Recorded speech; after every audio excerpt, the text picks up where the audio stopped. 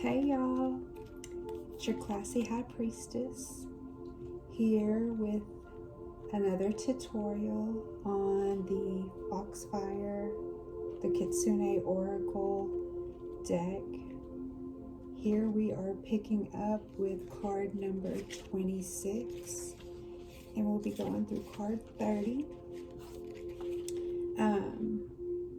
Please let me know if you have any feedback or any questions.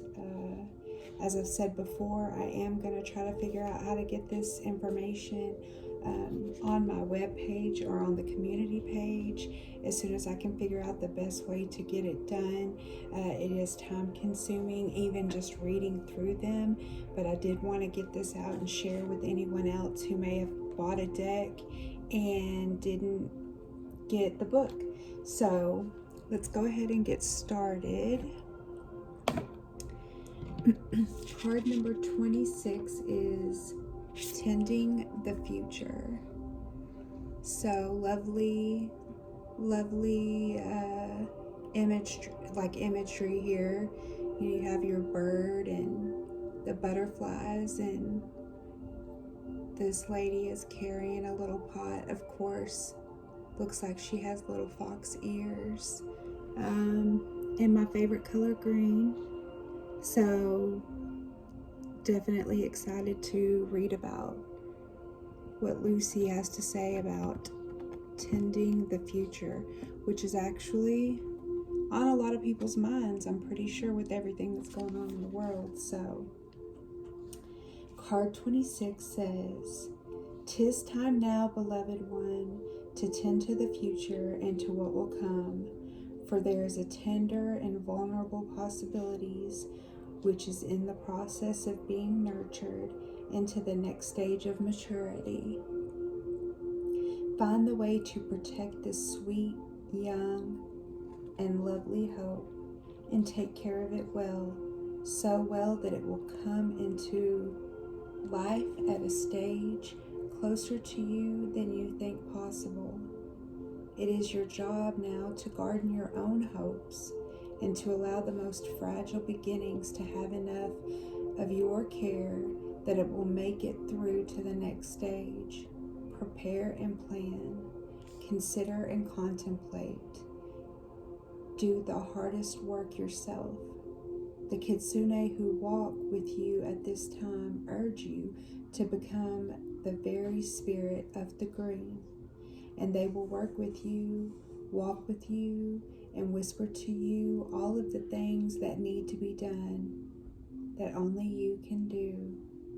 This tending of the future will make the present purposeful and fill it with devotion and richness, and the emotional qualities you bring to this time of preparation will be the very feelings that bloom the brightest once the stream has flowered. So prune what must be reduced, clear the earth of weeds, and enrich the soil. Change poor habits that steal time and energy from you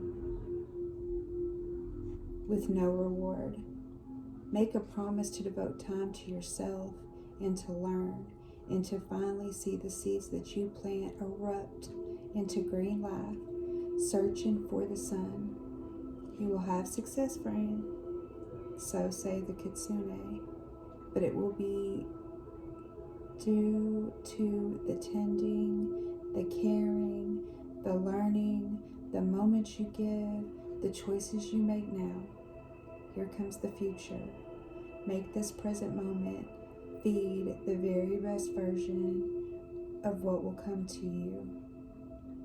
So many good learning information in this card, in the meaning of this card.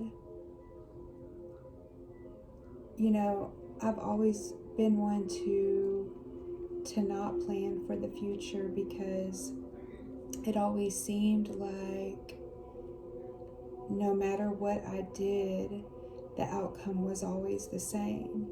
And for me, I would rather just let it happen than to try to plan anything, because I didn't want to be disappointed. And what I loved about this card was that it wasn't saying to plan for the future like you're a doomsday prepper, storing food. It's saying to tend to the future by taking care of yourself now. To start taking better care of your entire being. But it's talking about work you're doing for yourself only. It's not necessarily to benefit anyone else, although the better you take care of yourself, the more you start to attract the things that will vibrate higher with you. It, said to talk about prune what must be reduced, to remove what is no longer serving you. Says to enrich your soil. And how can you do that? But you have to feed not only your physical body, but you have to feed your mind and your soul. And anytime that you're doing something that is not for your greatest good, that's stealing time and energy from yourself. Have you ever thought about what could possibly grow and bloom if you devoted time to yourself, to what you really want, to what you really love? Because I'm just now learning. And I feel really pulled to this card, not only because it talked about green, which is my favorite color, but because to me, green means growing, thriving. And it's represented in nature all around us, which is a good place to start if you don't know where to start. I always say start by going outside in nature, whether it's for a walk or a hike, or you just drive to a park and sit and see what everybody else is doing, or what you feel when you are just being present with yourself and giving yourself the time and attention that you deserve without depending on anyone else doing any of this for you. So I definitely love the meaning of this card, and I love what it represents here by all of the lush around her and the beautiful butterflies, and she's wearing a tree hat that a bird is perched on because she's so balanced and fruitful. So I love this. I love this. Another little kind of close-up view. Beautiful. So beautiful. Okay. The next card that we have is number 27, which is super gorgeous, surrounded by water. And I'm a Pisces, so of course I love water. I love to be by any water, but I do prefer ocean. I do prefer to be able to see through to the bottom, only because I love to be able to see everything that's alive in the water. So let's read about empowerment. Card number 27. Sorry. Okay.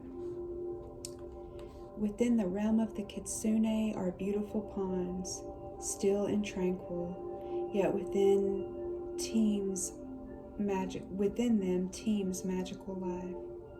Amongst the beings who dwell there are the koi mermaids, who come to you now with their message of empowerment. You're becoming stronger, calmer, more staunch and clear in your purpose and message. And there is a direction you are now setting that will be reached. The koi mermaids help the koi to preserve, to meet their challenges with perseverance and courage, and a sense that every moment of dedication and learning will bring about the desired result. This is the card of the person who is moving towards a goal and even encountering setbacks. And so the koi mermaid comes to you to ask you to continue, to cheer you on, and to acknowledge that the heroic journey you are undertaking is indeed worthwhile. While you are so focused on this task or goal, others around you see your work and are inspired in their own personal quest. You are beautiful in your tenacity, and every step of the way sees you grow. It may feel at times as though the flow of the stream is against you, but this is not time to go with the flow. It is time to make your own way through the waters of life, even if others seem to be heading in a different direction. It's not time for the easy path. You will carve your own way through the waters, for you are on your way to great good fortune, prosperous times, and enriched sense of what you are capable of. So, what empowers you? I actually love the whole mermaid aspect of it, because as my daughter was growing up, I always told her that she was a mermaid because I was a mermaid.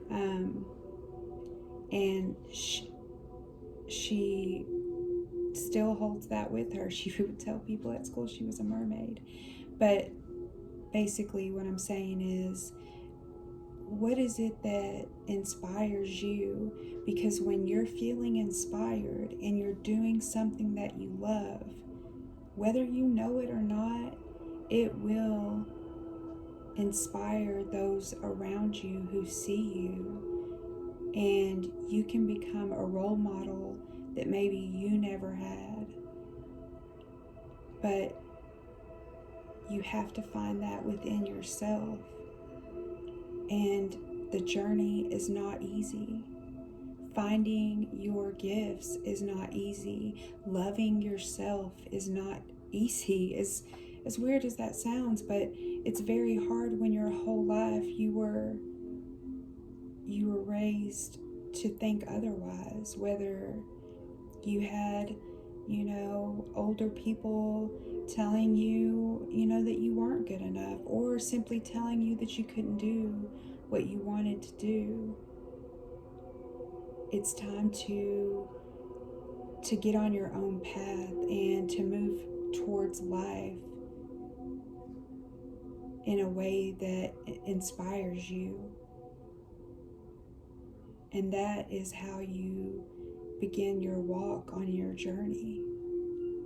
So find what it is that's going to empower you to go with this flow and to open up. And maybe it's the ocean for you. Maybe it's believing in something that as a child you believed in, but you've long forgot, or you've shoved down as an adult to think about more serious things. Life is to be enjoyed and played in and with. And I mean that in a childlike way, to play. Not the games, of course, that adults play these days, but to truly be in love with your journey, in love with your life. So I love the way that that's depicted here. So get some empowerment. The next card, which I have to say, as simple as it is, I love it. I love the word transcendence. And the cute lonely fox with his long tail, or hers. No gender, remember? We keep it everything and all of the above. So card 28, transcendence. There are times in our lives when we are mired down with problems and issues, and we can feel as if we are swimming through thick, unyielding mud. We feel stuck and bound, completely captured by dilemmas that come with this earthly experience, and we can lose our sense of spirit of the divine and of the heavenly self. This can be the exact moment at which we receive a visitation from the extraordinary celestial fox, this heavenly one who has transcended the earthly realms and become one of the galaxy's messengers. Kitsune at this time are so powerful they can become planetary bodies, new stars, or even a second moon. In this card, celestial energies are being delivered to you, so you can remember that while you are in this lifetime human and there is much to learn, there is also a heavenly part of you. This part, which is celestial and unbound and free, can help you at this time gain perspective and to know you will transcend whatever problems you are working with and come to a place where your own divinity can come to the forte again. This is a strong message from the realm of the Kitsune to never lose your hope and belief in your own soul.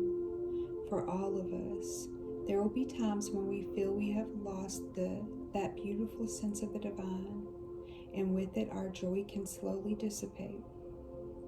But know this, you are more than your job, your role, your bank account, your age. You are a transcendent being, and you are galactic as much as you are earthly, and you will now begin to move through the mundane issues which have blocked your way to feeling the joy that is inherent in your nature. You are celestial. You are one of the heavenly beings. You are a divine one, and with time and with knowledge and with the blessing of the visitation of this transcendent box, you too will transcend the beliefs and the limitations of the physical self and remember once again the cosmic origins of your soul. The result will be that you can live this lifetime knowing you are both star and stone, celestial and terrestrial, and your time on this planet in this form is just one of the lifetimes you will experience, not only here, but within the cosmos. Take a higher perspective, dear one, for you are blessed by the very stars and their energies now pour down upon you. Y'all, seriously, sometimes it is hard to wrap your head around this very fact that you are not the stories. Sorry for my dog, y'all. You are not the stories you tell yourself or that somebody else has told you.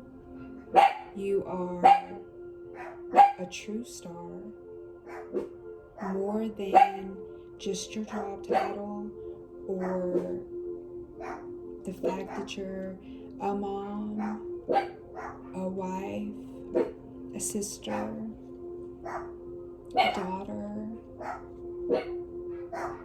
a husband, a father, a brother, a grandparent. I mean, the list goes on, but those are just ways to describe who you are by what you have in your life. But deep down in your soul, you're so much more.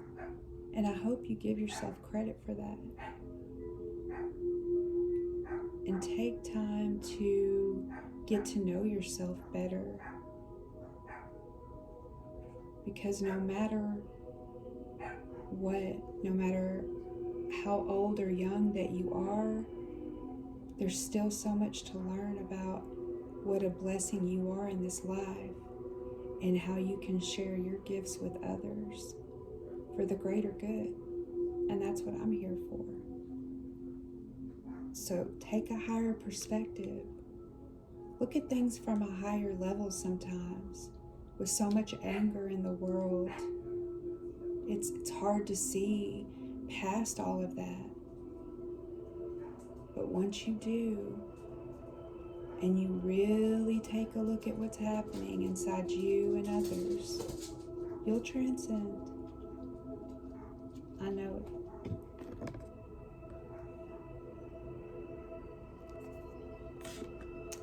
Moving right along, we've got number 29, which is rituals and offerings. This should be a very good one. I love this. You see they're in some kind of forest that looks like it turns into an ocean or a lake or a river. Again, it's one of these dreamy, darkish looking cards, so let's get right into it. Rituals and offerings. There is a time to work alone and a time to join and raise power with others. This is that time, dear one. It is time to make a pilgrimage with like-minded others to a sacred place with a goal.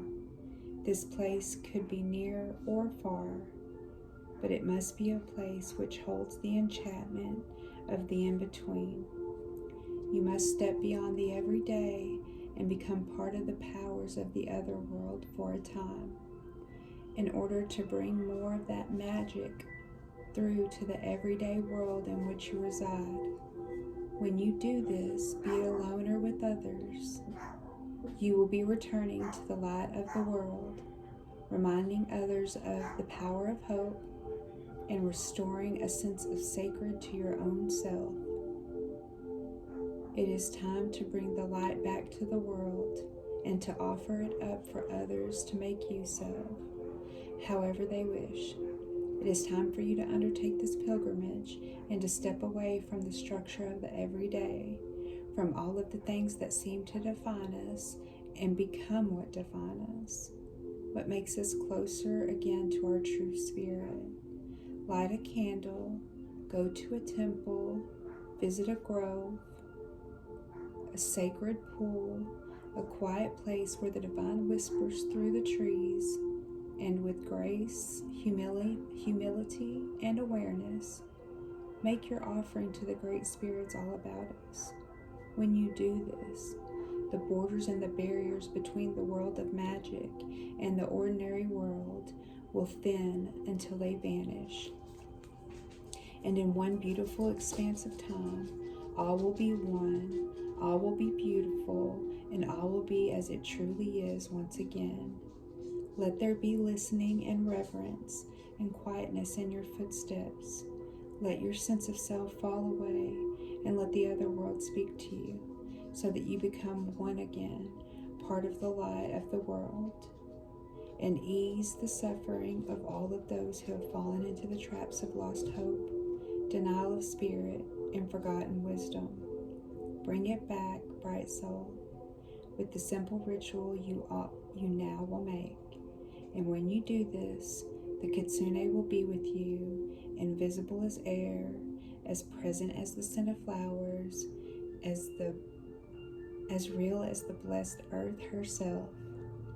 Y'all, I've just started learning more about rituals and rituals and offerings to your ancestors. But I love that they talk about it here. And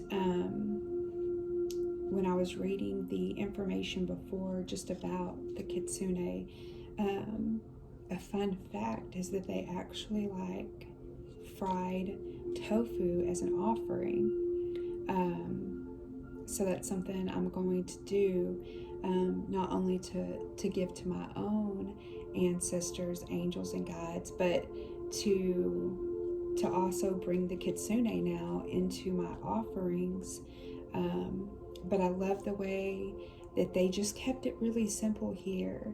And basically all they're saying is, again, like I was talking about earlier, to go out into nature, to be quiet, to give back to the earth, to let go of all of the things that run through your mind that you think, are important, that you have to do, all of your lists. As hard as that can be, you can do it. And the more that you practice this quietness that they're speaking of, it becomes easier and easier. And you will notice that one day you'll be sitting there and all of those thoughts are gone. That you're just there, you're just feeling, you just are. And in that moment, you will find inner peace like you've never felt before. Not from any person, not from anything, not from any amount of money anybody's ever given you. I'm talking about true peace.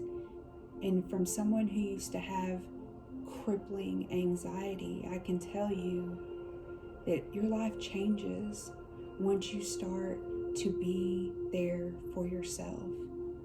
Not for everybody else, but for yourself. And for me, it started with simply taking a bath. Take a bath and use that time for just you.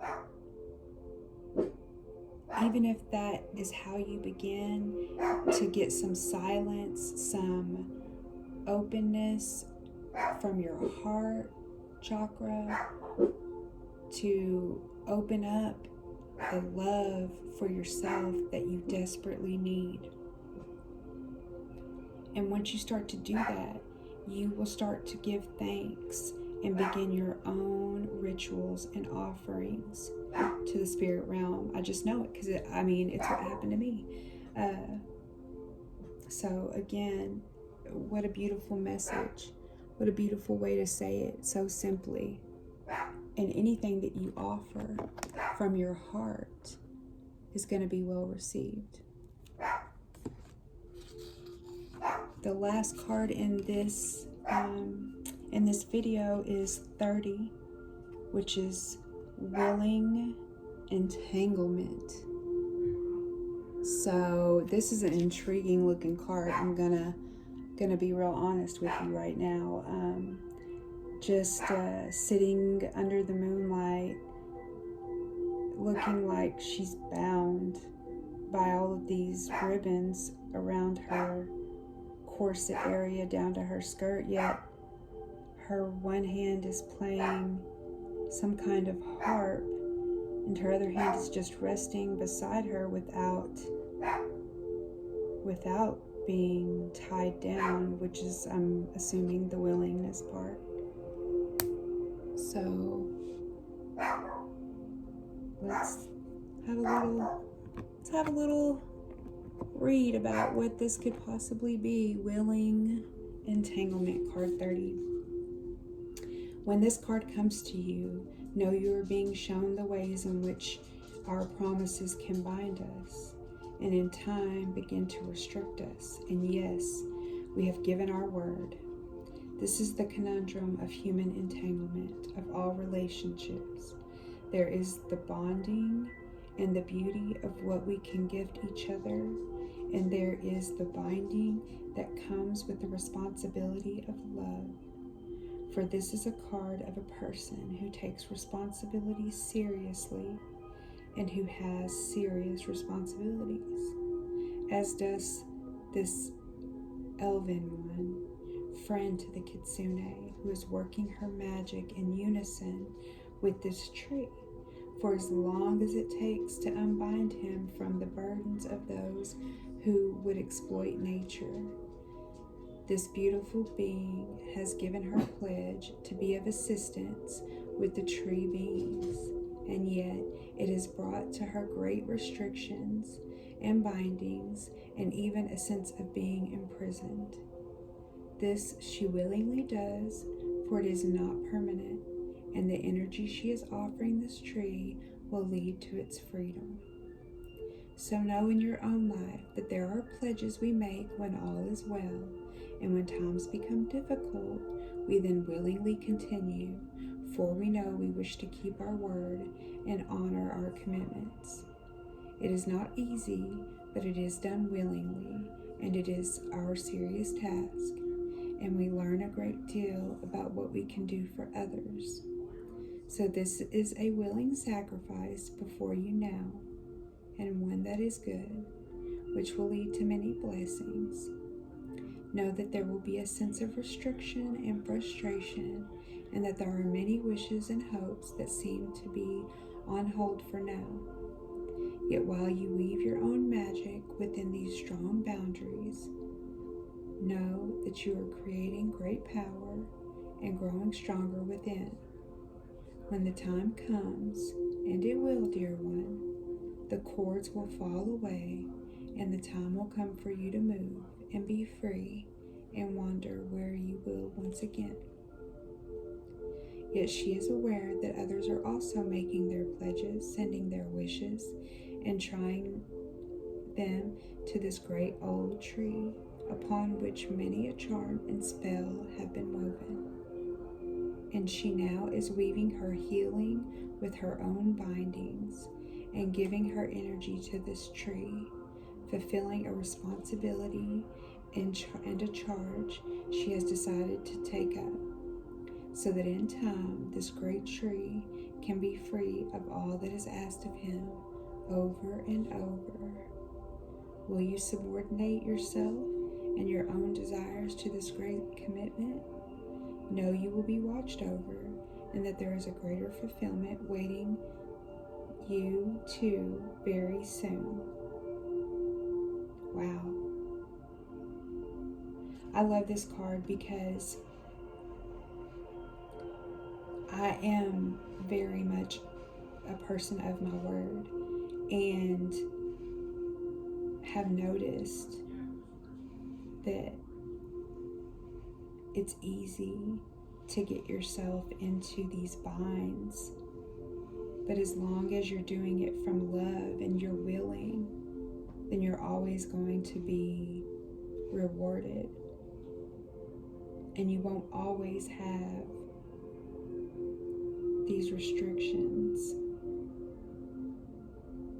but you basically help create the world and do good things because you're a gift. And this doesn't mean to do things out of guilt or because of what others think, but out of the love of your heart. And remember, the more you do out of the love of your heart, the greater the reward. So thanks again for spending your time with me.